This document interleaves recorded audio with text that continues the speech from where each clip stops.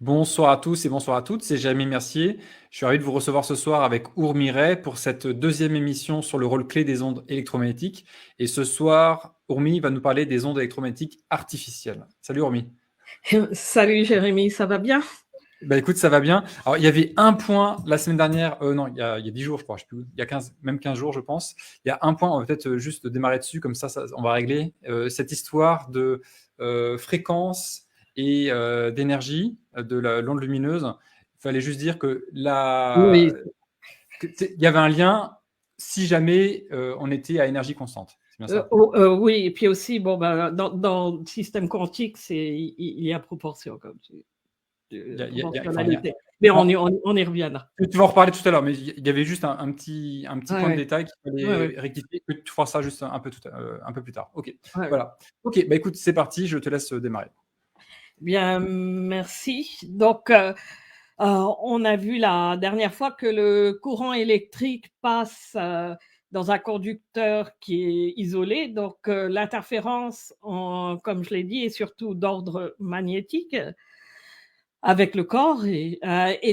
Et déjà, on sait que les lignes électriques sont délétères, et il y a des études depuis longtemps qui les accusent, en particulier les lignes à haute tension, à être cancérigènes.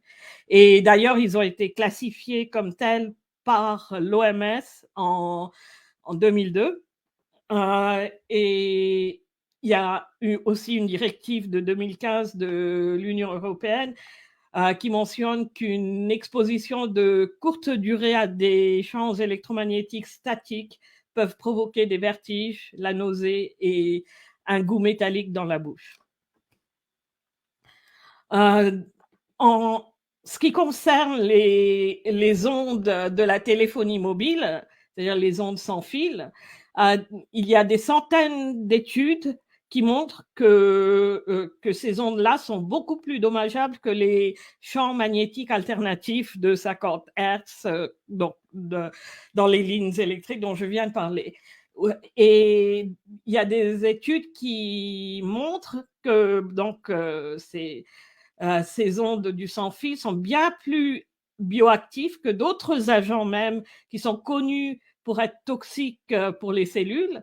C'est-à-dire qu'ils sont bien plus bioactifs que les produits chimiques, même les famines ou la déhydratation. Et bien sûr, par sans fil, j'inclus la téléphonie mobile, mais aussi les téléphones fixes sans fil qui sont également dangereux. Et bien sûr, tout le sans fil, le Wi-Fi et Internet. Et leur dangerosité est également reconnue par l'OMS depuis, surtout, il y a une autre étude faite par eux en 2013. Donc, voyons pourquoi c'est le cas. Donc, commençons par parler des différences entre les ondes naturelles et les ondes artificielles. Donc, on sait que depuis toujours, le vivant baigne dans un océan électromagnétique naturel, et donc les organismes s'y sont habitués. Et la plupart de ces ondes ont, en fait, l'une des différences fondamentales, si tu pouvais le montrer, la première diapo. Donc, la plupart de ces ondes, donc les ondes naturelles, ont une fréquence qui va de l'infrarouge à au-delà. Donc, et c'est exactement le contraire en ce qui concerne les ondes artificielles.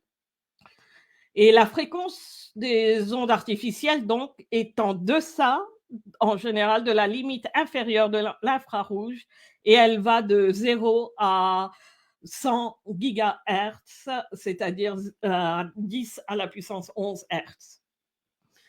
Et il y a des ondes naturelles qui sont également en deçà de cette limite inférieure de l'infrarouge, et elles sont générées par, il y en a principalement 3, donc elles sont générées par, le premier, c'est le champ électrique terrestre, qui, à la surface de la Terre, est d'une ampleur de 130 volts par mètre et qui a une direction verticale de l'atmosphère vers la Terre. Et cette ampleur décroît exponentiellement avec la hauteur et elle devient de 5 volts par mètre à 9 km au-dessus du niveau de la mer. Puis, il y a les ondes qui sont générées par le champ magnétique terrestre. Les pôles magnétiques sont, comme on sait, proches mais opposés au pôle géographique. Et contrairement au champ électrique, le champ magnétique a deux composantes, une composante verticale et une composante horizontale. Et la composante horizontale est presque zéro près des pôles et elle est donc le champ magnétique est d'une ampleur d'environ 0,5 Gauss. Et ces deux champs, le champ magnétique terrestre et le champ électrique terrestre, sont tous les deux statiques, c'est-à-dire invariants dans le temps, ou plutôt, pour être plus précis, les variations sont d'extrême basse fréquence, c'est-à-dire qu'ils sont inférieurs à 300 Hz. Et donc, là, on peut dire que la fréquence varie pratiquement autour de zéro, c'est-à-dire la longueur d'onde est infinie. Comme vous savez, comme je l'ai dit, la longueur d'onde est inversement proportionnelle à la fréquence. Donc, il y a ces deux-là, puis il y en a un troisième, c'est le champ atmosphérique, et celui-ci est créé par les 2000 orages qui ont lieu sur Terre à chaque instant et qui produisent de chacun 50 à 100 éclairs par seconde. Et chaque éclair crée des ondes électromagnétiques qui commencent à tourner autour de la Terre et qui restent capturées entre la surface de la Terre et l'ionosphère, c'est-à-dire la limite extérieure de l'atmosphère. Il a une fréquence qui est comprise entre 7,8 et 32 Hz. On parle de résonance de Schumann. Donc ça, c'est les ondes qui sont en dehors de nous, dans l'environnement. Et il y a quatrièmement un autre champ naturel qui met dans notre corps, ce sont les oscillations électriques du cerveau. C'est l'horloge qu'on appelle circadienne qui régule les activités physiologiques de notre corps. Et donc, pour qu'il y ait une synchronisation de notre corps avec notre environnement, les mammifères, dont l'homme, a développé un groupe de neurones dont les oscillations électriques sont communiquées électriquement et chimiquement à toutes les horloges moléculaires, donc à tous ces ions qui oscillent dans le voisinage des cellules et dont on a parlé la dernière fois. Et c'est ainsi que tous les différentes composantes de notre corps restent synchronisées avec l'environnement externe. Et la fréquence de l'oscillation dans le cerveau se situe entre 7,8 et 13 Hz, ainsi qu'on le voit en faisant des électroencéphalographies. Et donc, qu'est-ce qu'on voit ? C'est que la fréquence de base, 7,8 des ondes atmosphériques et de ces oscillations du cerveau, eh bien, elle est la même. Et l'importance de cette similarité a été reconnue depuis les années 60-70, lorsque le biophysicien allemand Rutger Wever a fait plus de 200 expériences sur une période de 30 ans, sur 250 volontaires. Donc, qu'est-ce qu'il a fait ? Il a construit 2 bunkers souterrains, dont l'un était totalement isolé électromagnétiquement par 5 couches de feuilles métalliques dans les murs. Et pour chaque expérience, les volontaires étaient répartis dans les 2 bunkers pour des périodes de 1 mois. Dans le bunker isolé, leur santé mentale et physique s'en ressentait au bout d'une semaine. Ils avaient des maux de tête, des dépressions, des troubles de sommeil, une impulsivité, un comportement maniaque, des syndromes métaboliques. cardiovasculaires et un risque de cancer accru, ainsi que des rythmes circadiens perturbés qui pouvaient aller jusqu'à 28,5 heures, donc leur journée était devenue beaucoup plus longue. Et ceux dans le bunker non isolé, mais ayant sinon des conditions équivalentes, n'ont pas eu ces problèmes-là.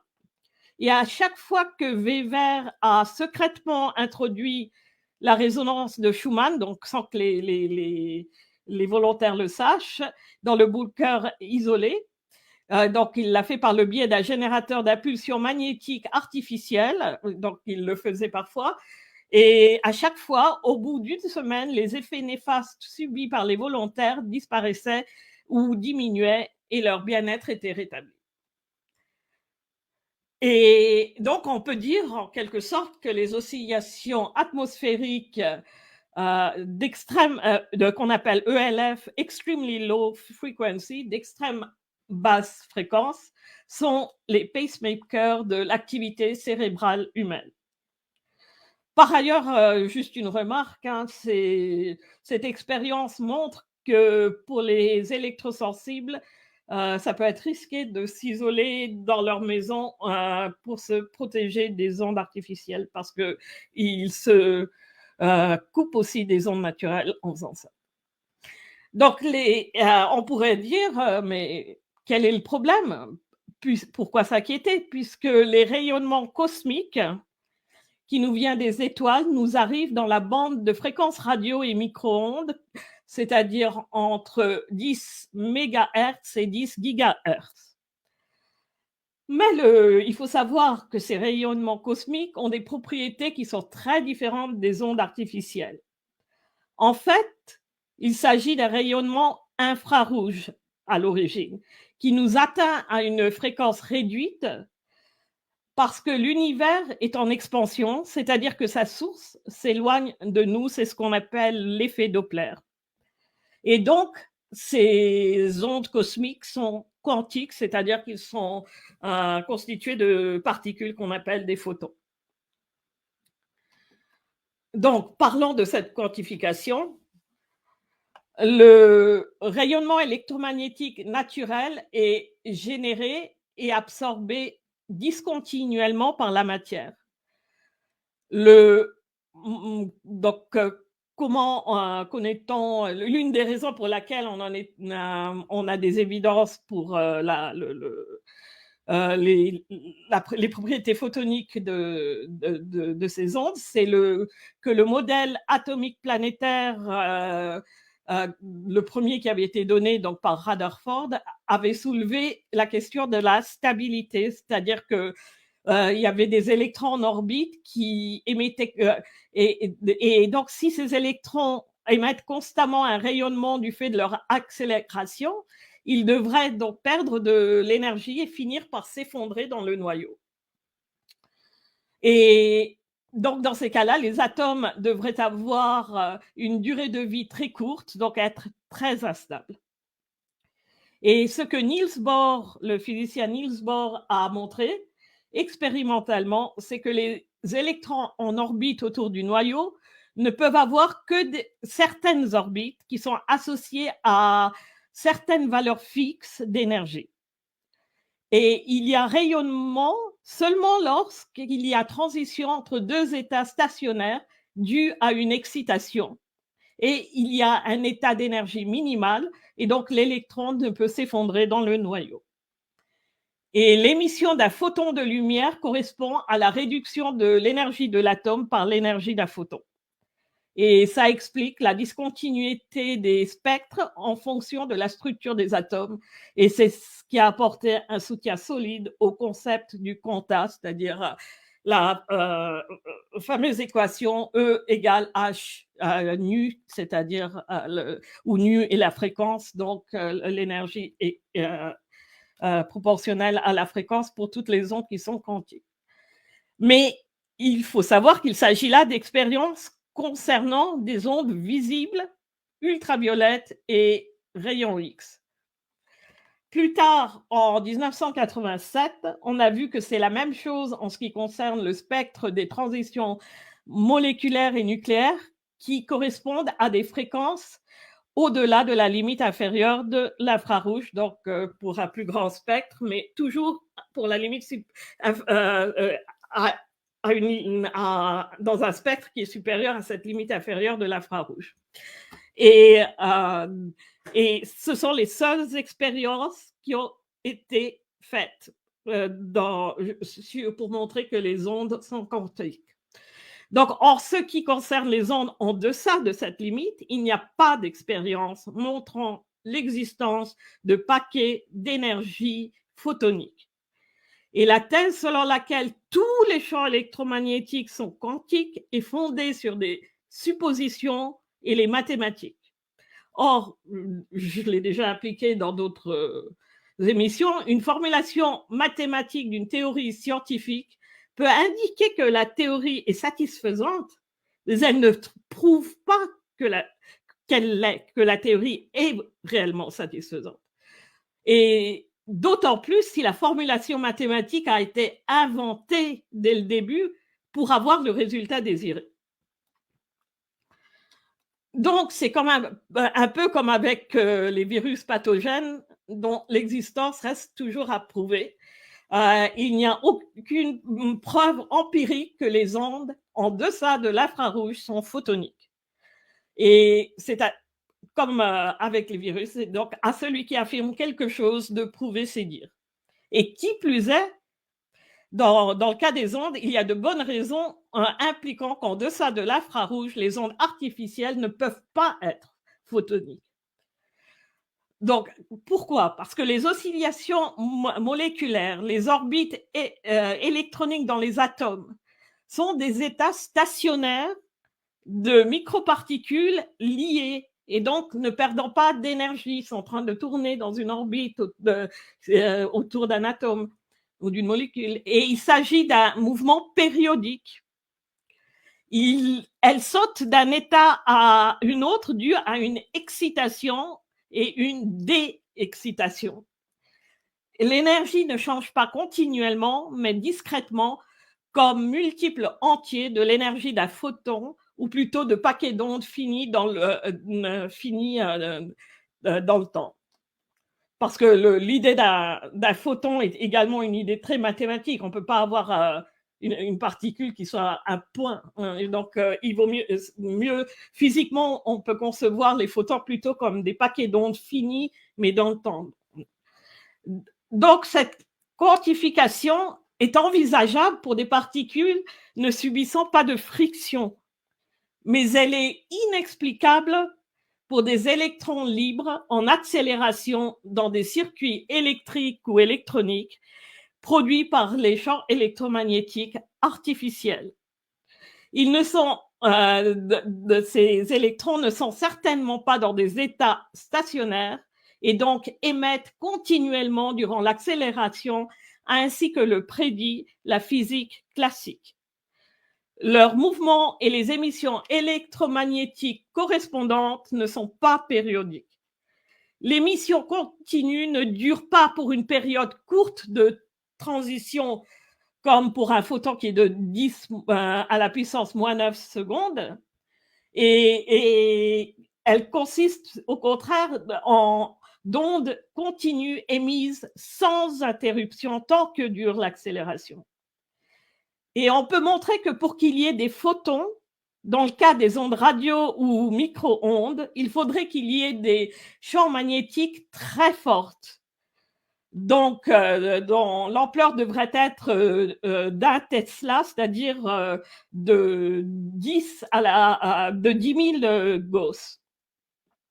Et aucun champ magnétique de cette ampleur n'existe dans l'environnement humain. Donc, pourquoi est-ce que, en n'étant pas photonique, ça crée des problèmes pour la santé? En traversant la matière, tout rayonnement perd de l'énergie. Cependant, alors que les rayonnements quantiques, c'est-à-dire faits de photons, le font par une atténuation de leur nombre de photons et non par une diminution de l'énergie des photons individuels, parce qu'un photon ne peut pas perdre d'énergie, je veux dire, Les rayonnements non quantiques, donc les rayonnements continus, les ondes, le font par une atténuation de leur ampleur, c'est-à-dire lorsqu'ils traversent notre corps, ils transfèrent à chaque ion libre autour de nos cellules qu'ils rencontrent une partie de son énergie. Donc, on va y revenir plus tard à nouveau.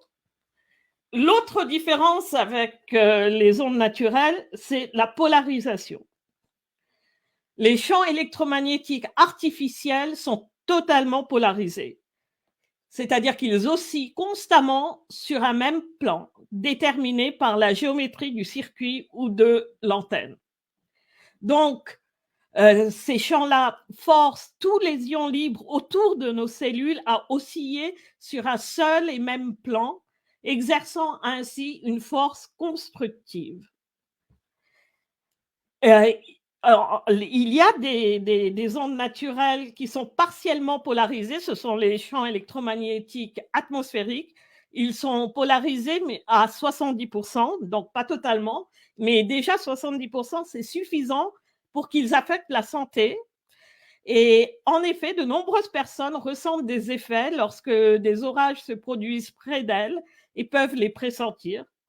Mais contrairement aux antennes et combinés de téléphonie mobile, les orages ne sont pas une source de rayonnement constant car leur récurrence au même endroit est limitée. Ce qui fait que même cette polarisation n'en font pas une source de danger. Les rayonnements électromagnétiques naturels quantiques et plusieurs formes d'émissions électromagnétiques déclenchées artificiellement, comme celle des ampoules, ne sont pas également polarisées, c'est-à-dire chaque photon émis aussi sur un plan différent. Et donc, il n'y a pas de polarisation globale. Donc, c'est le cas de tous les autres, comme je dis, rayonnements naturels et également le rayonnement produit par les ampoules. Et c'est la raison pour laquelle les ampoules à incandescence, ou même, et ça je voudrais revenir un peu ce que j'avais peut-être impliqué avant, les ampoules à incandescence ou les LED, étant en plus de la lumière visible, c'est-à-dire quantique, en plus ils ne sont pas polarisés, et donc les ondes qui nous viennent des ampoules ne sont pas aussi nocives et bien moins nocives que le sont nos portables. Et donc, même si le LED émet de la lumière bleue, ce n'est pas du tout la même chose que ce que fait votre smartphone. Un autre point qui est très important dans la différence avec les ondes naturelles, ce sont c'est la prévisibilité. Le rayonnement électromagnétique artificiel de télécommunication varie constamment. Le but de ces ondes-là artificielles est de transmettre de l'information, du son, de la vidéo. Or, l'onde sonore, on le sait, se propage lentement. Et donc, on utilise des ondes dites radio, c'est-à-dire de fréquences entre 3 kHz et 300 GHz, qui sont idéales pour la communication car elles traversent l'atmosphère ainsi que les matériaux de construction. Les ondes dont la fréquence est au-delà de la limite inférieure de l'infrarouge ne peuvent pas, pour des raisons physiques et chimiques du milieu, pénétrer les murs ou les objets solides. Donc, c'est pour ça qu'on utilise des ondes qui sont inférieures à l'infrarouge. La fréquence est inférieure. Les ondes radio de courte longueur, donc de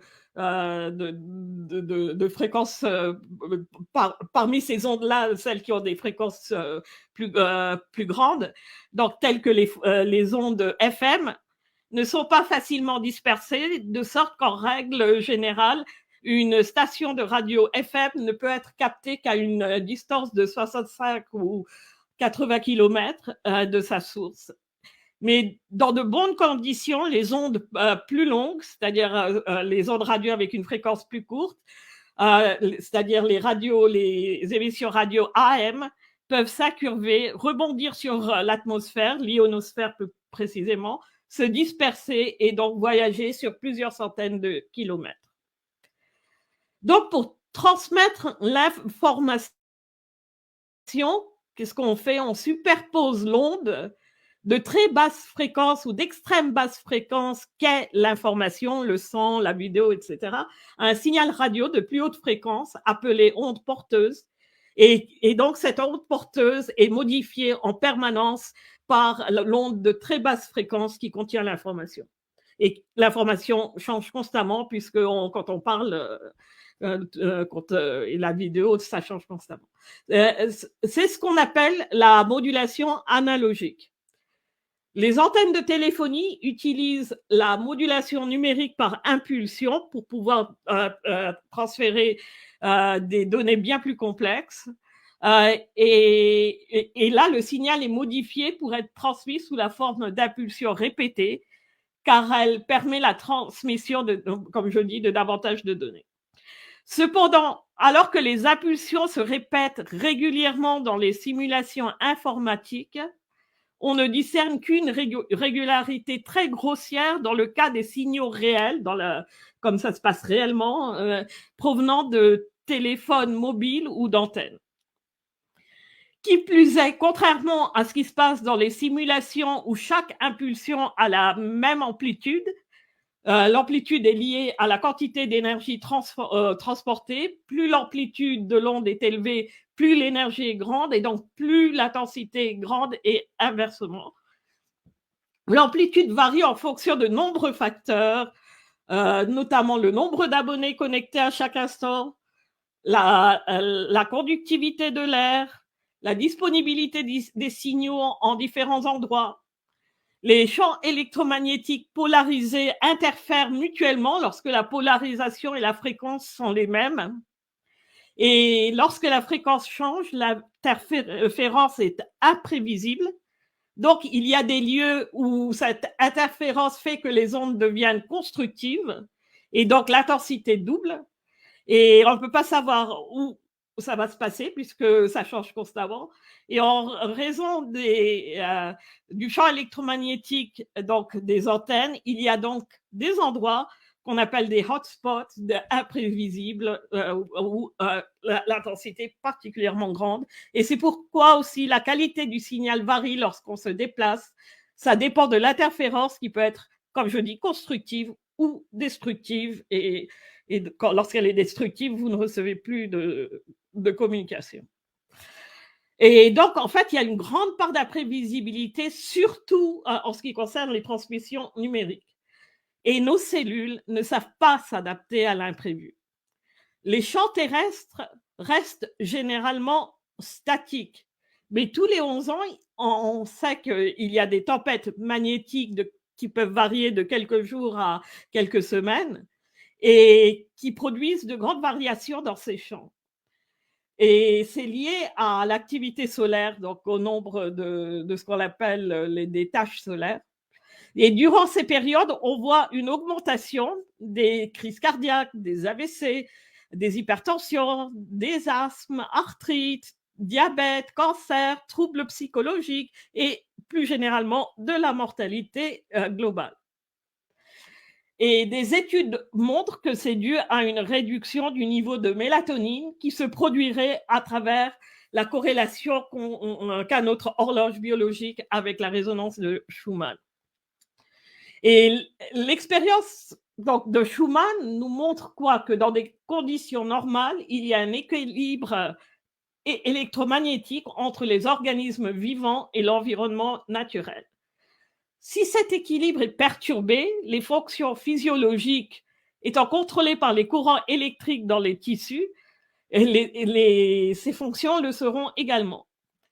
Et les mécanismes d'homéostasie, c'est-à-dire d'équilibre intérieur et de notre intérieur avec l'extérieur, qui nous permettent de survivre en nous adaptant à un environnement changeant, limitent également les mammifères dans leur capacité d'adaptation.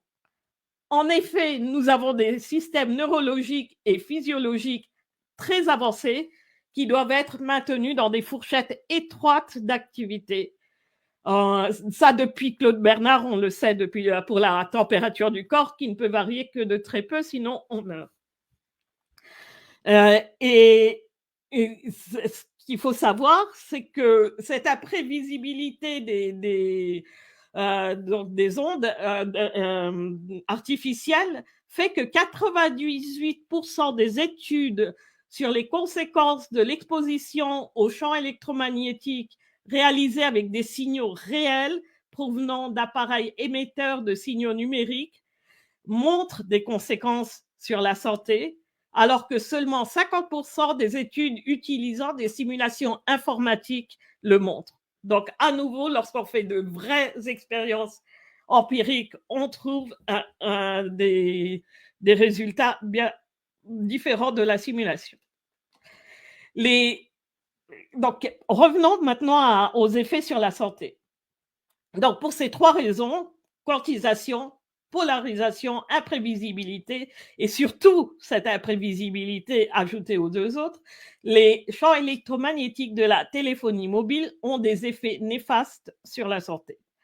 En général, l'absorption d'énergie s'accompagne d'une élévation de la température. Donc, c'est ce qui se passe généralement avec la matière inerte. Mais le tissu biologique est bien plus complexe et organisé que la matière inerte. L'élévation de température ne détermine pas nécessairement l'effet biologique. Le rayonnement artificiel n'a ni la fréquence ni l'intensité pour causer des effets thermiques, du moins pour toutes les ondes sauf la 5G, on y reviendra. Les rayonnements micro-ondes artificiels ne réchauffent les tissus que si l'intensité est très haute, c'est-à-dire bien supérieure à 1 milliwatt par centimètre carré, comme c'est le cas dans un four à micro-ondes opérant à 1000 watts. Les rayonnements à plus basse fréquence devront avoir une intensité encore plus élevée pour produire des effets thermiques. Or, les intensités micro-ondes usuelles dans l'environnement humain, qui sont essentiellement, comme je l'ai dit, dues à la téléphonie mobile, les antennes Wi-Fi et les antennes radio-télévision, sont comprises entre 0,01 et 100 microwatts par centimètre carré. Un microwatt, c'est 0,001 milliwatts. La raison pour laquelle c'est la raison d'ailleurs pour laquelle on avait initialement cru que ces champs électromagnétiques n'induisaient pas d'effets biologiques parce qu'elles sont bien inférieures pour causer de quelconque hausse de température. Le problème, mais là il faut dire une chose, comme je l'ai dit, dans un four à micro-ondes, c'est autre chose. Et en ce moment, le problème, c'est qu'il y a aussi un épandage de barium et d'autres métaux. Et ces métaux sont hautement conducteurs. Et les traînées canalisent, amplifient et modifient les niveaux déjà dangereusement élevés de pollution par champs électromagnétiques artificiels.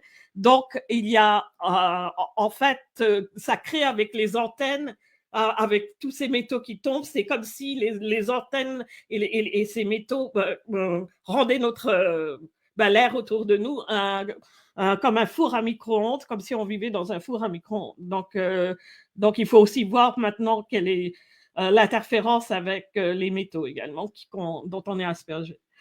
Quoi qu'il en soit, l'énergie des champs électromagnétiques, et même s'il n'y a pas hausse de température, elle est absorbée en des quantités bien plus petites, forçant des oscillations sur les ions libres autour des cellules, ce qui fait ouvrir les canaux ioniques dans les membranes cellulaires et changer leur concentration. Et une même quantité d'énergie transférée par un rayonnement peut altérer l'oscillation de certains ions et pas d'autres. Et comme on a vu, il y a différents types d'ions la dernière fois qui aussi autour de nos cellules. On peut ainsi montrer que les champs de fréquence plus basses, donc plus la fréquence est basse, plus elle est bioactive, surtout les champs d'extrême basse fréquence, c'est-à-dire les ELF. La valeur minimale altérant les fonctions biologiques obtenues mathématiquement est de 10 à la puissance moins 4 volts par mètre.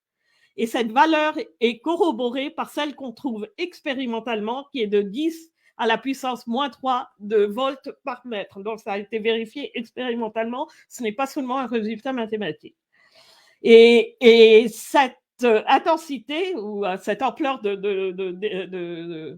du champ électromagnétique est des millions de fois plus petite que la limite actuelle autorisée, qui est de 10 à la puissance 4 volts par mètre. Par ailleurs, le rayonnement de la téléphonie mobile est pulsé et il est donc plus bioactif que les champs continus sans interruption, car des calculs montrent que le déplacement des ions au début et à la fin de chaque pulsation est doublé. Et c'est constamment doublé, puisque les pulsations, c'est constant. Des études montrent que les champs électromagnétiques du sans-fil ou de la téléphonie mobile causent des stress oxydatifs, des pertes de mémoire, des problèmes de concentration, l'insomnie, des désordres hormonaux, etc. D'après une étude de 2008, les champs électromagnétiques transitoires, ce qu'on appelle électricité sale, dans la gamme des kilohertz sur les câbles électriques, donc là je ne parle même pas des ondes de téléphonie, peuvent contribuer à l'élévation de la glycémie chez les diabétiques et les prédiabétiques. Et ce n'est pas étonnant car les ondes électromagnétiques interfèrent avec le métabolisme. Les effets de l'exposition de ces champs électromagnétiques sur le cerveau des enfants sont très inquiétants car la moelle osseuse du crâne d'un enfant est mince et absorbe 10 fois plus de doses de rayonnement à partir d'un portable qu'il tient pour faire ses appels. Et plus généralement, on voit que les champs électromagnétiques impactent les électroencéphalographies à des intensités bien moindres que celles autorisées. Et la période de latence d'un gliome, c'est-à-dire c'est une sorte de tumeur du cerveau, est de 20 ans. Et donc, c'est pas surprenant que les études appliquant une connexion sont récentes. Le dommage le plus important semble être la fragmentation de l'ADN, une cause notamment du cancer. Comme mentionné la dernière fois, des travaux récents indiquent que les courants électriques dans notre corps donnent l'impulsion nécessaire pour le façonnage d'un organisme vivant, par exemple les yeux, etc. Donc, ce n'est pas étonnant. Et donc, ne donnez pas de portable à vos enfants. Ne gardez pas de portable près de votre corps. En particulier, on voit que l'ADN est dégradé, d'autant plus chez ceux qui le gardent dans la poche de leur pantalon. Une exposition au champ électromagnétique du sans-fil est près de 136 fois inférieure. Donc, une exposition au champ électromagnétique qui serait 136 fois inférieur à la limite officielle, donc à la limite qui est officiellement autorisée, exerce une action toxique pour le génome encore plus importante que celle d'une dose de caféine qui serait 290 fois supérieure à la limite de caféine autorisée pour être injectée. Par conséquent, avec une approximation raisonnable, on peut voir que la limite pour les champs électromagnétiques de la téléphonie mobile devrait être rabaissée de beaucoup, au moins de 4 fois 104, c'est-à-dire 136 fois 290 fois pour les expositions à court terme et de 4 fois 106 pour les expositions à long terme. Or, les normes d'exposition sont décidées par l'ICNIRP, International Commission for Non-Ionizing Radiation Protection, qui est une ONG privée, financée uniquement par des organismes publics nationaux et internationaux, mais elle a pour collaborateurs proches l'OMS, qui, elle, on le sait, reçoit des dons privés, par exemple de la fondation Gates, c'est-à-dire Microsoft, et donc n'est pas désintéressée. Et les études de l'ICNIRP nient tout effet biologique non thermique. Et il faut savoir que toutes les études faites, donc tout ce que j'ai cité depuis le début des problèmes de santé, ont été faites avec des ondes qui vont du 2G à la 3G, donc de la seconde à la troisième génération.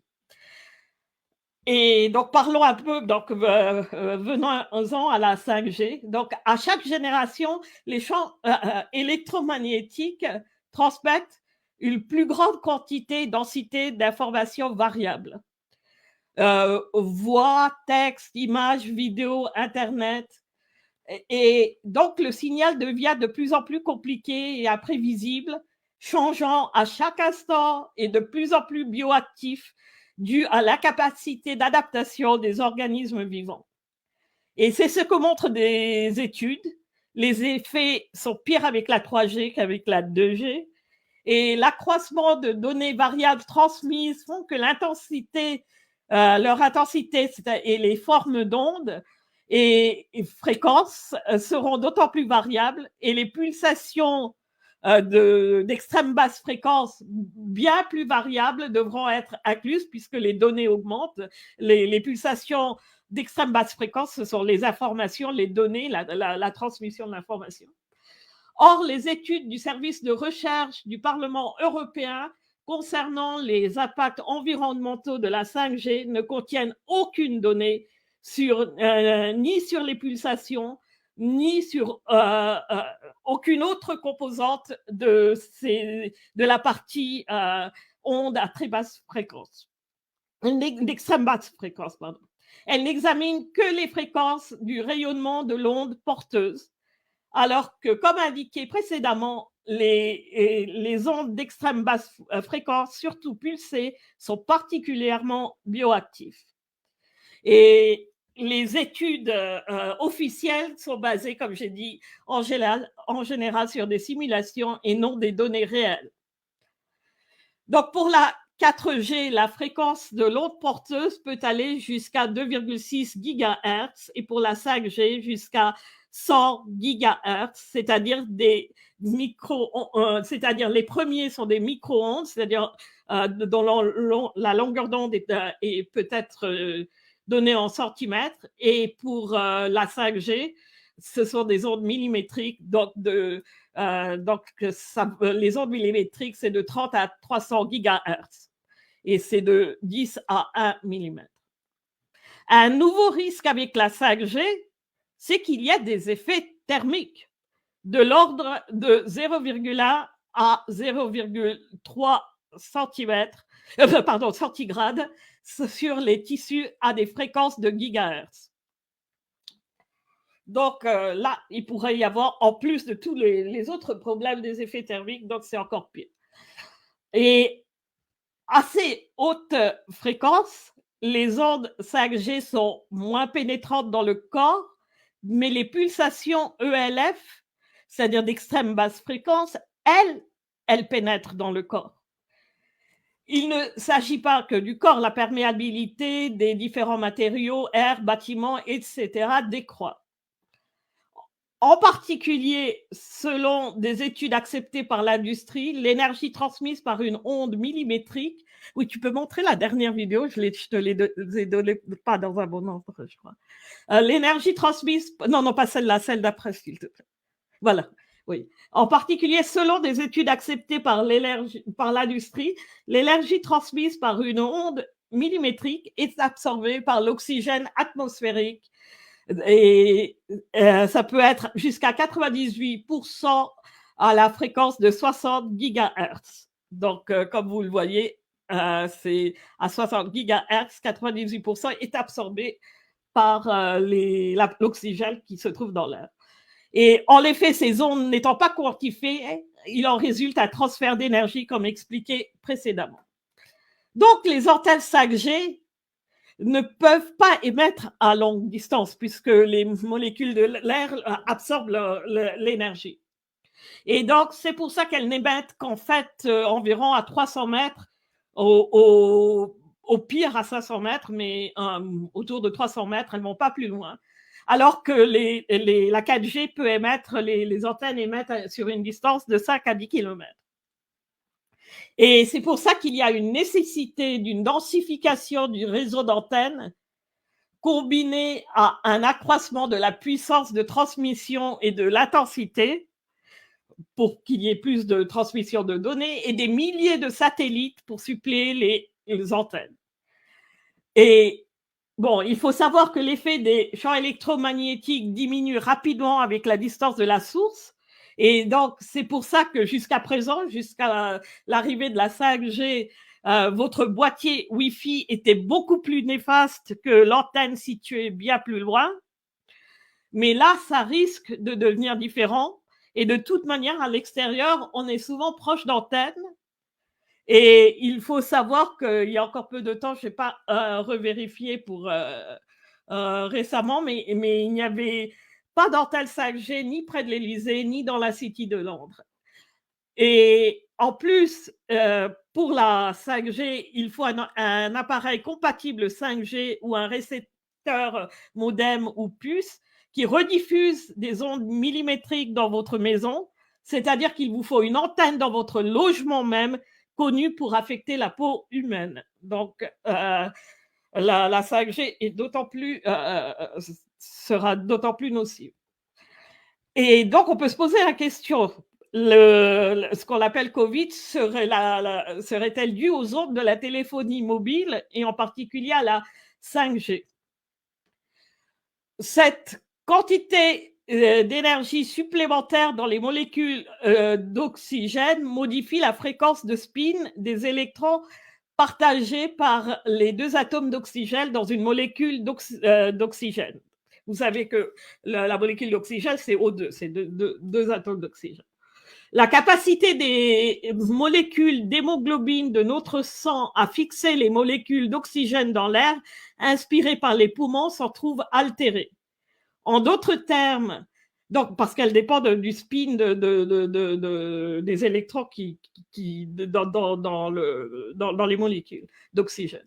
Et donc, en d'autres termes, bien que il faut faire plus d'études expérimentales pour confirmer, on peut supposer que le transport de l'oxygène serait altéré, entraînant une hypoxie, c'est-à-dire un apport insuffisant d'oxygène au tissu.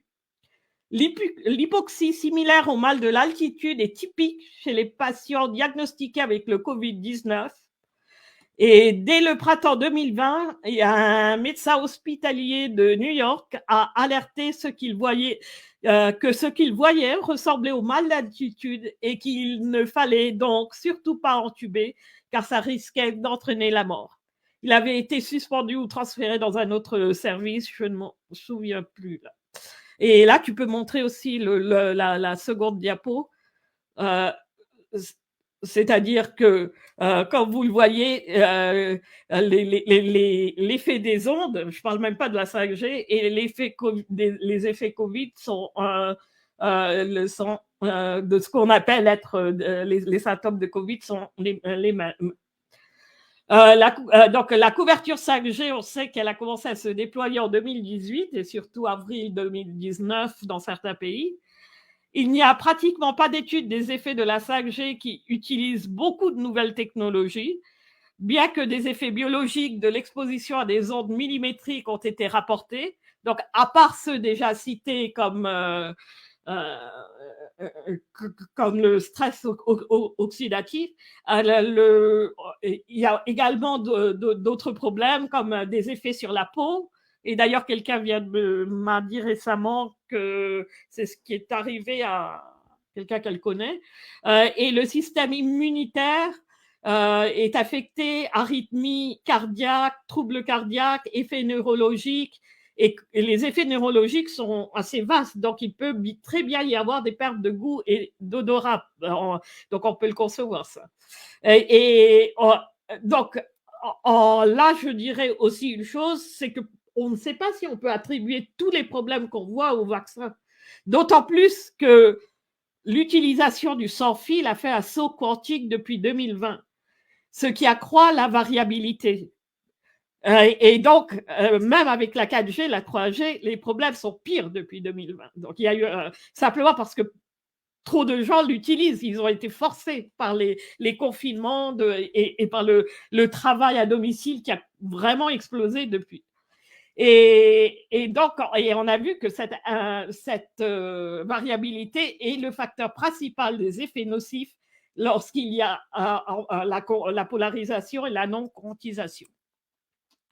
Et d'ailleurs, une directive européenne de 2016 sur les champs électromagnétiques reconnaît que la 5G peut provoquer de la fatigue et des symptômes grippaux. Les premiers cas de Covid-19 sont apparus à Wuhan, en Chine, peu après la mise en place de la 5G à l'échelle de la ville, et s'est rapidement propagé à l'échelle mondiale, démontrant initialement une corrélation statistique avec les communautés internationales dotées de réseaux 5G récemment mis en place. Par exemple, le réseau 5G a été activé en juin 2019 à Milan et dans 28 localités environnantes. Et comme vous le savez, la région autour de Milan a été un cluster de surmortalité en 2020. Et ceux souffrant de la maladie de la radiation par la 5G sont également testés positifs. Donc, en prenant les décès dits être causés par Covid, c'est-à-dire ayant un test positif, on voit qu'aux États-Unis, le taux de mortalité jusqu'en mai 2020 s'est avéré statistiquement significativement plus élevé pour les États avec la technologie 5G à ondes millimétriques par rapport à ceux qui n'en disposaient pas. On trouve une même corrélation dans une étude faite en Espagne et au Portugal. Le cas de la Biélorussie est particulièrement intéressant. Elle n'a pas mis en place de mesures de confinement en 2020 et n'a en fait imposé que très peu de mesures. La mortalité y est restée inférieure à celle de 2018 jusqu'en juin, où elle a soudain augmenté de manière significative. Or, en mai, la 5G était devenue opérationnelle. Et dans le même ordre d'idées, le pays africain qui a enregistré le plus grand nombre de résultats positifs au PCR est le seul à disposer de la 5G, l'Afrique du Sud. Par ailleurs, il y a eu 18 morts sur les 3711 passagers du bateau de croisière Diamond Princess, qui a été utilisé pour faire peur. Donc ça, c'était au printemps, à la fin de l'hiver 2020. Et or, ce bateau de croisière venait d'être équipé d'une antenne 5G géante en février 2020. Donc c'était son premier voyage avec cette antenne. Soit environ, qu'est-ce qu'il y a eu? Donc, il y a eu 38 décès pour environ 10 000 personnes, ce qui laisserait supposer quelques 34 millions de décès dans le monde si un réseau dense d'antennes 5G venait à couvrir la planète. Donc, c'est simplement une extrapolation rapide. Alors, pourquoi certains, on peut se le demander, se rétablissent-ils et peuvent-ils continuer de vivre dans un environnement où les ondes artificielles sont partout si Covid est lié à ces ondes? Donc, ce qu'on peut dire, c'est que ça montre qu'ils ont développé une immunité suffisante contre les effets toxiques des rayonnements, du moins au niveau qui sont prévalents dans leur lieu de vie habituel. Le corps humain, comme on le sait, est une merveille. Il sait s'adapter et combattre des nouvelles agressions. Cependant, une exposition plus longue et une imprévisibilité accrue pourraient faire réapparaître des symptômes. Et donc, la question se pose, s'il y a tant de problèmes, pourquoi la 5G ? La raison de l'investissement de milliers de milliards de dollars n'est certainement pas celle de vitesse encore plus rapide et de connexion plus fiable sur les smartphones et autres appareils. La 5G est nécessaire à la, bien sûr, virtualisation des activités humaines à la surveillance totale, aux smart cities, et donc aux villes de 15 minutes dont on parle déjà. Elle est nécessaire à l'Internet des choses, donc à la surveillance faciale, donc l'Internet qu'on peut appeler des yeux, et bien sûr à tout l'intelligence artificielle. Elle permet l'interconnexion et la centralisation de toutes les données sur chaque individu qui sont aujourd'hui disponibles que de manière limitée et disparate. Et l'entreprise clé du secteur a été fondée, si on collabore ou pas, par le directeur général d'une entreprise de diagnostic médical financée par la Gates Foundation. Et ce directeur général de cette entreprise clé est un donateur important du Salk Institute, inauguré par Jonas Salk, qui avait expérimenté un vaccin contre la grippe sur des retardés mentaux et plus tard avait expérimenté le vaccin contre la polio. Donc tout ce beau monde est lié. Donc la 5G, bien sûr, très alléchante militairement. Je cite un site internet militaire d'une entreprise militaire privée. Donc, la 5G promet une connectivité omniprésente des données à haut débit, une amélioration considérable du renseignement, de la surveillance et de la reconnaissance, un commandement et un contrôle rapide et sécurisé, une logistique plus efficace, des véhicules sans pilote en essaim et une large utilisation de la réalité virtuelle et de la réalité augmentée pour la simulation, l'entraînement et la répétition des missions. La 5G, je continue de les citer, la 5G promet une connaissance instantanée de la situation partout sur Terre, des armes hypersoniques intelligentes avec reciblage à la volée, un accès riche aux données essentielles à la mission à l'avant-garde du champ de bataille et des avions sans pilote qui peuvent voler en toute sécurité aux côtés des avions de passagers dans l'espace aérien commercial. Fin de citation. Par exemple, on sait qu'il existe une arme à énergie dirigée mise au point par l'armée américaine qui s'appelle le système de déni actif, ADS, qui a été conçu pour le contrôle des foules, pour les empêcher d'être dans un périmètre où on ne veut pas qu'il y ait de gens. Elle fonctionne en chauffant la surface des cibles et comme je vous ai dit, avec la 5G, avec les gigahertz, là, on entre dans des effets thermiques. Et donc, la peau des êtres humains sont visés pour des effets thermiques. Et l'ADS fonctionne en tirant sur une cible un faisceau d'ondes de 95 GHz de grande puissance, 100 kW de puissance de sortie. Or, ça correspond à la limite supérieure de la 5G. Donc, théoriquement, elle pourrait être utilisée pour empêcher, par exemple, les manifestations, voire contrôler les déplacements durant un confinement dans un smart city coupé en zone de 15 minutes. Et bien sûr, l'IA et encore plus le transhumanisme nécessite la 5G pour être pleinement mise en place, en supposant que cette vision pathétique soit même réalisable. Quoi qu'il en soit, les ondes électromagnétiques impactant le cerveau, on peut imaginer qu'elles peuvent être utilisées pour le contrôle du cerveau et donc de l'esprit, puisque c'est déjà utilisé en psychiatrie, il semblerait pour traiter la dépression, par exemple. Le champ magnétique est utilisé pour ça, donc ça pourrait aussi être utilisé pour de mauvaises raisons.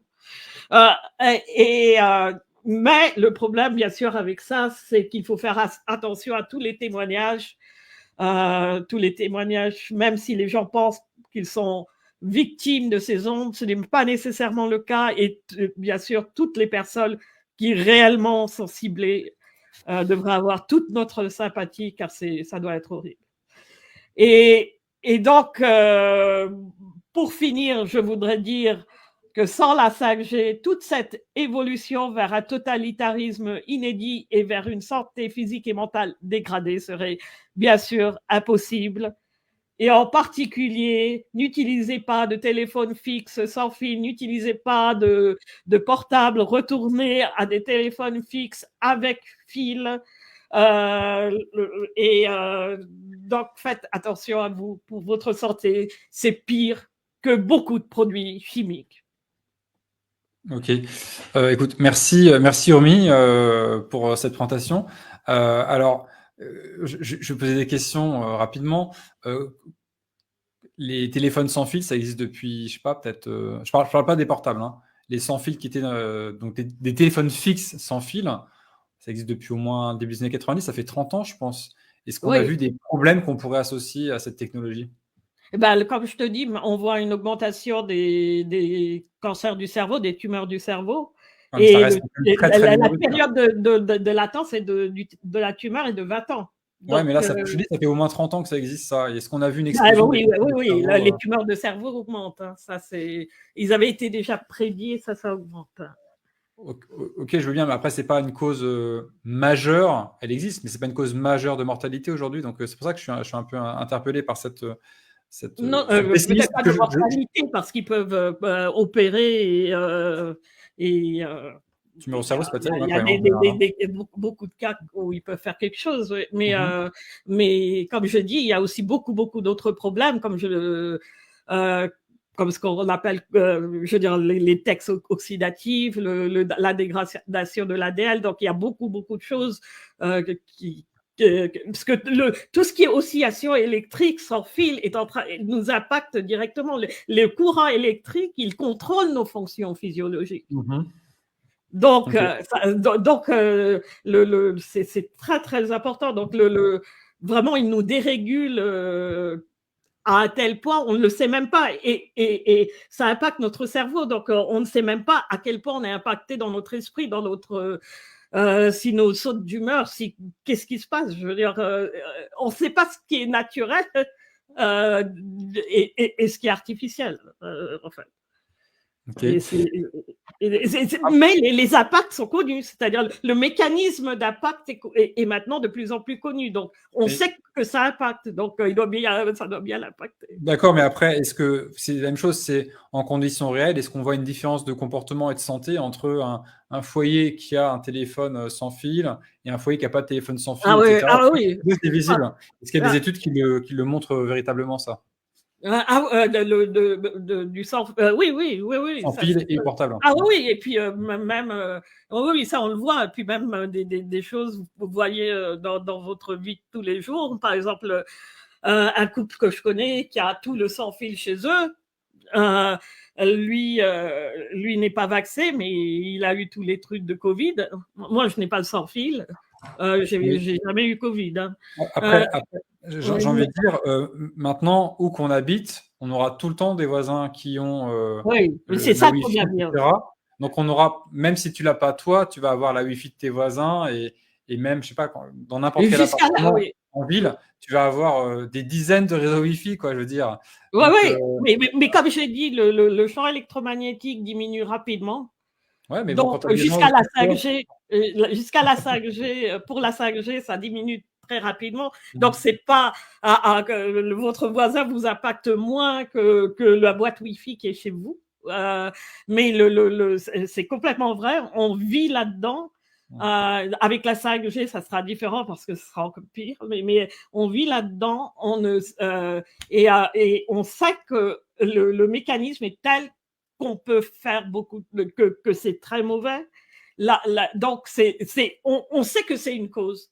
Après, donc c'est ce que j'ai voulu montrer. J'ai pas voulu trop donner un peu à la fin des corrélations parce qu'avec la 5G il y a moins d'études, mais avec la 2G, la 3G, donc on connaît le mécanisme qui fait que ces ondes-là impactent notre corps. Et ça, on le sait. Ça a été vérifié expérimentalement dans des centaines d'études. C'est également corroboré mathématiquement. Donc, même des maths simples le corroborent. C'est même pas des maths compliquées. En utilisant la physique classique. Donc, donc ça, c'est ça, ça c'est connu. Donc, Ok, bah, j'aimerais bien que tu m'as mis des liens ouais. à la fin du document que tu m'as envoyé pour la présentation de ce soir.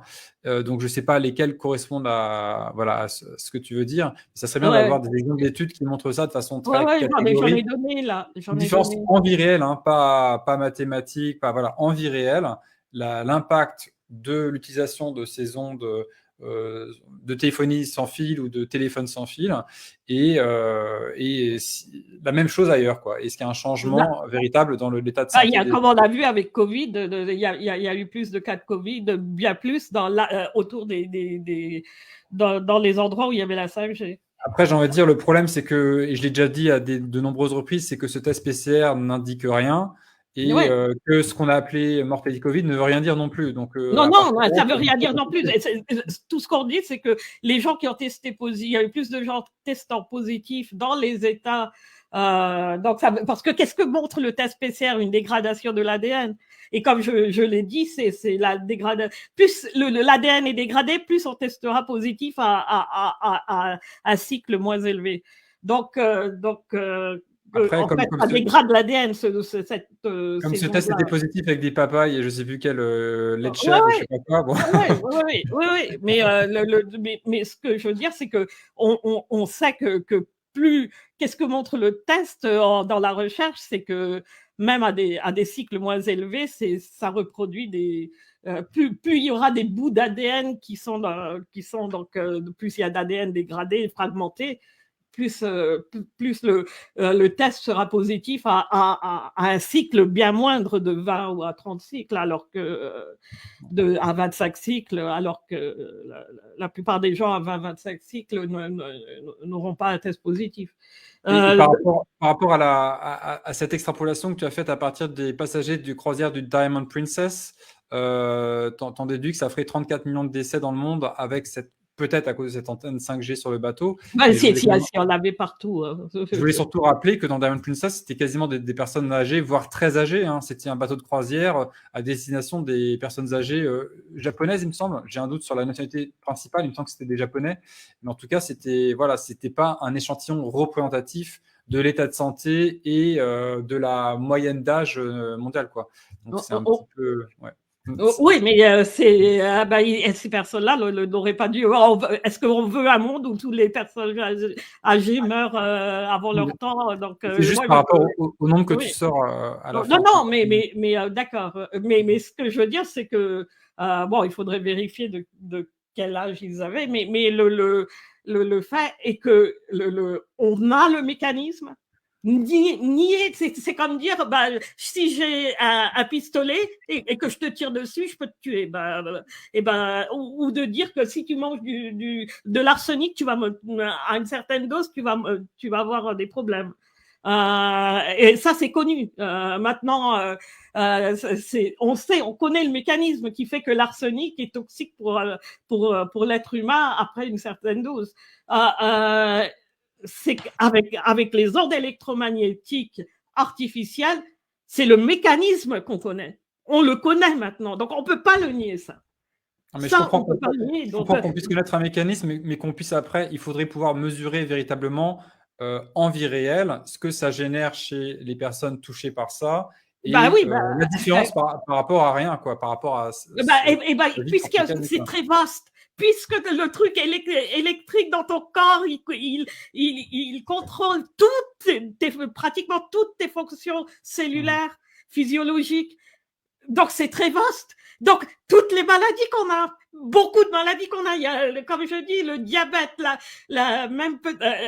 donc le cancer, plein de trucs, je veux dire, le stress oxydatif, plein de trucs, la dépression, tous les problèmes neurologiques, etc.,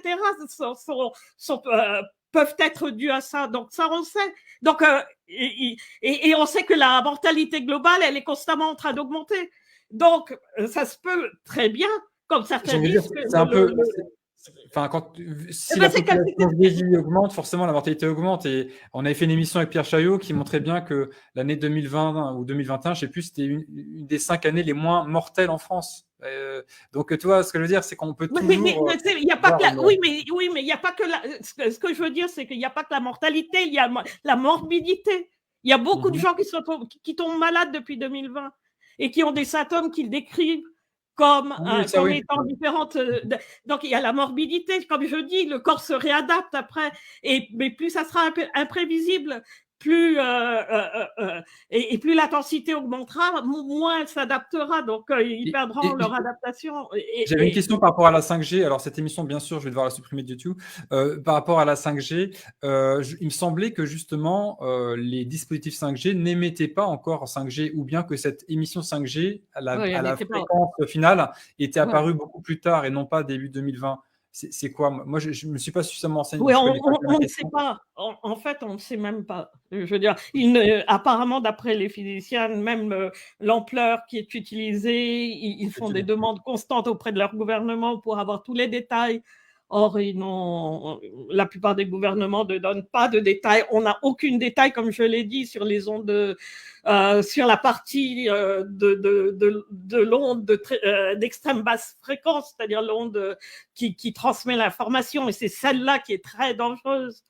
Donc, on n'a aucune information, et ça, j'ai vérifié, j'ai trouvé aucune information dessus. Et donc, mais on sait. On sait que ça, c'est dangereux. Mais on devrait pouvoir le mesurer quand même, avec des outils. On devrait pouvoir mesurer justement ces amplitudes, ces fréquences. Est-ce qu'on est sur l'onde 5G finale? Oui, mais ça n'a pas été fait systématiquement par quiconque. Je veux dire, pour mesurer correctement, systématiquement, il faudrait des équipes et des équipes. Hein. C'est probablement, je ne sais pas si les autorités même t'autoriseraient, s'ils voient des équipes à travers le monde tenter de mesurer. Ok. Et dernier point, tu as redit quelque chose que tu avais affirmé l'an dernier, mais j'avais pas encore eu la preuve de ça. Et tu dis, oui, les épandages de métal, c'est sûr, il y en a, mais ouf, qu'est-ce qui le prouve toujours? Non, des épandages, il y en a. Je dis pas que ça change le climat. Non, d'accord. Mais non, mais ça, il y a des preuves d'épandage de barium. Lesquelles? Comment ça? Déjà, la concentration de barium est bien plus élevée, et il y a eu des mesures, et également les différents gouvernements certains gouvernements l'ont reconnu, comme le gouvernement espagnol, je crois. C'est ce que tu avais dit, mais tu m'as pas transmis le papier qui. Oui, je ne l'ai pas transmis. Non, mais les épandages de métaux, ça, de barium et d'aluminium, ça, oui, maintenant, et ils le font pour avoir une meilleure conductivité pour les ondes radio, en fait. Donc, peut-être, mais j'aimerais pour la communication. Je veux dire, eux ne le font pas pour. Ils disent ne pas le faire pour de mauvaises raisons. Moi, ça, je veux bien le croire. Je ne dis pas la raison pour laquelle ils le font. Hein. Ok. Après, moi, je veux bien, mais ça, c'est pareil. Il faudra avoir vraiment un document officiel qui le dise. Oui, d'accord. Oui, il y en a plein. Oui, de ça, il y en a. Au moins un. J'en veux un seul. D'accord. Là, il n'y a pas de souci. Ok. Bon, en tout cas, voilà, j'ouvre cette discussion comme ça avec toi sur ce sujet, des ondes électromagnétiques artificielles. On se retrouvera donc pour une troisième émission sur le sujet. Alors, c'est quoi la thématique précise de la troisième? Eh bien, jusqu'à présent, on a parlé des ondes qui ne sont pas ionisantes. Donc, je pensais dans 2 semaines parler des ondes ionisantes, c'est-à-dire de l'énergie nucléaire. D'accord. Il y a beaucoup de gens aussi qui demandent quelles sont les façons de se protéger justement de ces ondes. Eh ben, tout d'abord, ce qu'on peut faire, moi, j'ai commandé un téléphone fixe sans fil. Avec fil, pardon. Avec fil. Il va arriver cette semaine. Donc, de n'utiliser que ça. Moi, maintenant, quand tous les appels que je transfère sur le fixe, hein, sauf si je suis à l'extérieur et que c'est vraiment urgent, mais on n'a pas besoin je veux dire, d'un téléphone. Donc, moi, j'en ai pas besoin, hein, sauf pour des urgences, hein, mais quand je suis à l'extérieur. Donc, je le garde sur moi, mais fermé. J'ai pas de smartphone, j'en ai jamais eu. Pas pour des raisons parce que j'avais peur de surveillance ou quoi que ce soit, mais pour des raisons de santé. Moi, j'avais pas l'intention. Oui, c'est des raisons de santé qui ont fait que les premières études sur les tumeurs de cerveau, même à l'époque, en 2000, c'était quand, en 2011-14, m'ont inquiété. Donc, il y a ça. Je n'ai pas Wi-Fi chez moi. Je n'ai que Ethernet. D'ailleurs, ma boîte de connexion n'a même pas de Wi-Fi. Je pourrais même pas. Donc, c'est vraiment Ethernet, ce qui fait que non, je peux pas aller me coucher avec mon ordinateur. Je n'ai pas de smartphone. Non, quand je vais au lit, si j'ai envie de lire, je lis un livre, un vrai livre. Et non, j'ai pas besoin de. J'ai jamais. Et je crois que comparé à la plupart des gens, j'ai besoin d'Internet pour mon travail beaucoup plus. Comme tout chercheur, j'ai toujours eu besoin d'Internet pour les communications email, pour discuter avec des collègues à travers le monde, pour accéder aux documents de différentes bibliothèques, etc. Donc, oui, comme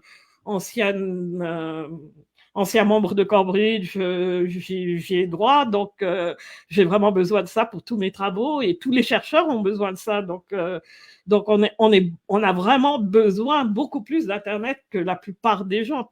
Et pourtant, ben non, on n'a pas besoin quand on va au lit. Ok. Bon, Oui, en tout cas. ça, oui, et puis, attends, excuse-moi, et puis bien sûr, il y a le problème de Linky et tout ça. Donc si malheureusement, si vous êtes en copropriété, vous pouvez rien faire si les autres acceptent. Ont accepté, hein, parce que c'est déjà fait. Hein, chez, Ouais. 95% des gens, je pense. Ok, très très peu de gens ont osé résister et s'opposer à ça. Ok, bon, il y a un outil de surveillance en plus d'émettre des ondes peut-être pas terribles. Okay, et puis de pas habiter près des lignes à haute tension, ça c'est l'autre chose qu'on oublie. Mais bon, le champ diminue rapidement, donc si vous êtes à une plus grande distance, ça va. Ok. Ça marche. Mais écoutez, merci Urmi. On se retrouvera donc le 13 juin, le mardi 13 juin, pour cette troisième et dernière mission consacrée aux ondes électromagnétiques. Et d'ici là, je vous souhaite une bonne soirée. Et puis peut-être qu'il faudrait mettre aussi les liens vers les études que tu voulais citer, que je mettrai sans doute en lien donc dans la description de l'émission sur CrowdBunker. Voilà. Allez, bonne soirée à tous, bonne soirée à toutes, et on se retrouve dans 15 jours pour la suite. À bientôt. Ciao. Au revoir. Merci.